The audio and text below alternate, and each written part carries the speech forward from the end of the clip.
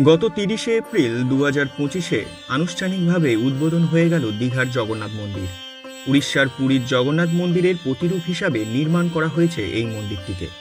মন্দিরটির নির্মাণ কাজ শুরু হয় ২০২২ সালের মে মাসে এবং শেষ হয় ২০২৫-এর এপ্রিলে। প্রায় ১,০৯৬ দিন লেগেছে এই মন্দিরটি নির্মাণ করতে। দীঘা স্টেশনের কাছে প্রায় ২২ একর জমির উপর লাল বেলে পাথর ও সাদা মার্বেল পাথর দিয়ে নির্মিত হয়েছে এই মন্দিরটি, যেখানে লাল বেলে পাথর আনা হয়েছে রাজস্থানের বনশী পাহাড়পুর থেকে।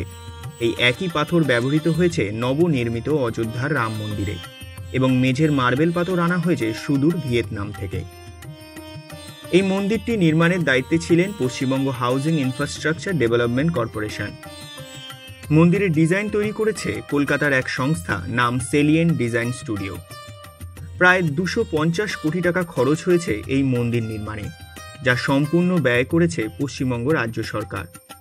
পুরীর জগন্নাথ মন্দিরের মতোই এখানেও ৪টে দ্বার রয়েছে মা লক্ষ্মীর মন্দির, ভোগশালা ও রত্নভাণ্ডার, এবং মূল গর্ভগৃহে রয়েছে নিমকাঠ দিয়ে তৈরি ভগবান জগন্নাথ, বলরাম ও সুভদ্রার মূর্তি।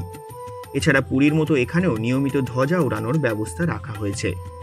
তো সময় করে দর্শন করে আসুন দীঘার এই জগন্নাথ মন্দিরটিকে এবং কমেন্টে লিখুন জয় জগন্নাথ।